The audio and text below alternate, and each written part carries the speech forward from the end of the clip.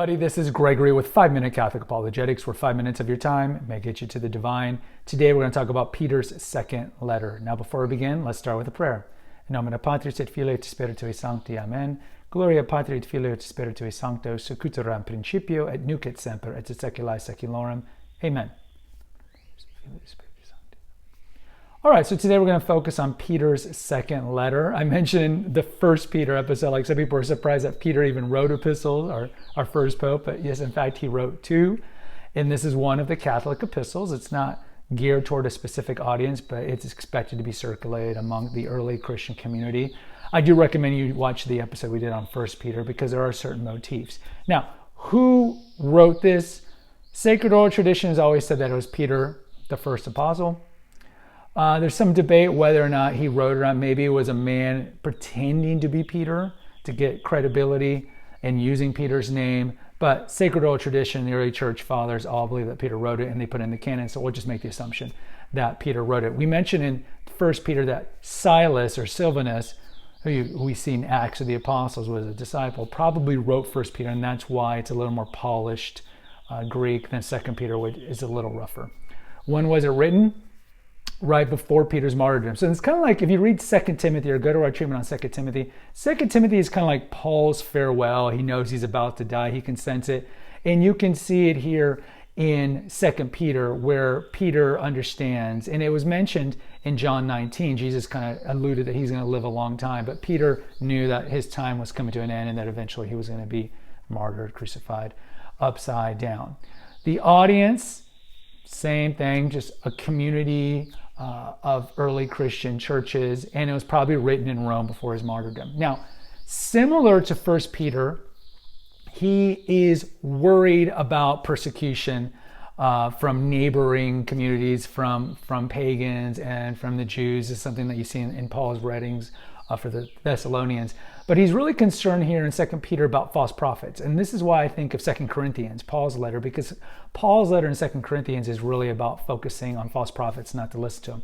So if you read 2 Peter, especially chapter 2, you're going to get this great discourse where Peter is just ragging, for lack of a better word, on these false prophets. But that's really the tone. Now, 2 Peter is pretty short. It's like 3 chapters, but it's heavy hitting. It's got some gold nuggets. So let's get to some of the gold nuggets. So as I mentioned, verse 14, chapter 1, verse 14, he mentions, "Since I know that the putting off of my body will be soon, as our Lord Jesus Christ showed me." And then he says, "I will see to it." So he kind of knows that he's about to pass away. Chapter 2, I just want to read some verses. This is where he's strong on the false prophets, because the false prophets, like a lot of false prophets, they're not only teaching doctrine that is not consistent with the apostolic fathers. And at this time, Paul's writings were being circulated. And he even mentions it later on. We'll talk about it, how he is familiar with Paul's writing, and so are these communities. But they're teaching something that's not consistent with apostolic teaching. Plus, these false prophets are living a life of immorality, which we see constantly mentioned in Paul's epistles. So chapter 2 is really great to read because he's just attacking all of them for their behavior and for their false teachings. But he says, verse 1, "But false prophets also arose among you people, just as there was false teachers among you, who will secretly bring in destructive heresies, even denying the master who bought them, bringing them upon themselves swift destruction." See, that was one of the things, is that the false teachers were denying that Christ was going to come again. So that's one of the reasons he was mentioning this. And then later on, you see in verse 13, 14, "They count it pleasure to revel in the daytime. They are blots and blemishes, reveling in their dissipation, carousing with you. They have eyes full of adultery, insatiable for sin. They entice unsteady souls. They have hearts trained in greed. Accursed children, forsaking the right way, they have gone astray," and then so forth. And then one of probably the most impactful, I think, is when you get to the end of the second chapter of 2 Peter. It's a lot of seconds here. And you might have heard this part.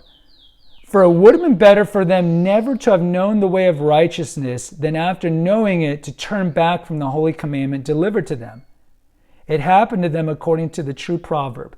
The dog turns back to his own vomit, and so is washed only and to wallow in their mire." I should say so. So what he's saying here is, it's better to be like the prodigal son or the lost sheep and live, or like Constantine, go to the episode we did on Constantine, and live a dissolute life and then find Christ and clean up yourself, then you and I, we know better. We have an informed conscience. Okay, we can't claim invincible ignorance.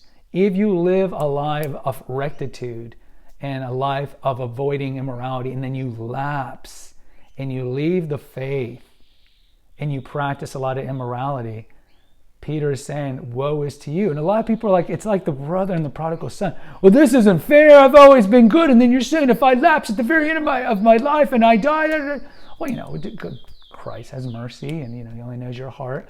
But it is an exhortation to us not to lapse. We're not to lapse. We have to stay steady in our faith. The last thing I want to mention is 3:17. He talks about how, in its reference here, I'll just read it here. You therefore, beloved, knowing this beforehand, beware lest you be carried away with the error of lawless men and lose their own stability. And he mentions in 16, speaking of this as he does in all of his letters, there are some things in them hard to understand, which the ignorant and stable twist to their own destruction, as they do the other scriptures. Now, in other scriptures, scholars think that maybe at this point, because it was written in the 60s. Now, if it was written by a guy claiming to be Peter, it's probably later in 80, 90 AD. But even then, we've talked about in that episode, what did the early church do because they didn't have the Bible, the printed Bible? What did they do? At this point, the letters of Paul and Peter and certainly the Gospels were circulated among the Christian community. A lot of it was by teachers who would come in orally to speak. Back then, people would sit around and listen to things. But there were certainly probably some written copies of these already that were already being circulated. And so that's a reference to kind of the proto-canon of the New Testament already possibly being circulated. But that 2 Peter, guys, it's really focused on giving a hard time. And you could use this today with shameless, unscrupulous pastors or bad clergy. The second chapter, you can really use that as a way to see how false prophets are around deceiving us and making us fall to the snares of the devil. And then the last exhortation about you have to stay loyal to Christ and the teachings and don't lapse even till the end, and do the best you can. Of course, if you do lapse, you can always go to confession for the contrite. Guys, post in the comments. Let me know what you think of 2 Peter, something that I missed, something that you find special about this epistle. Please hit the notification, subscribe, and share button. Share with like-minded people. Until next time, take care, God bless, and pray.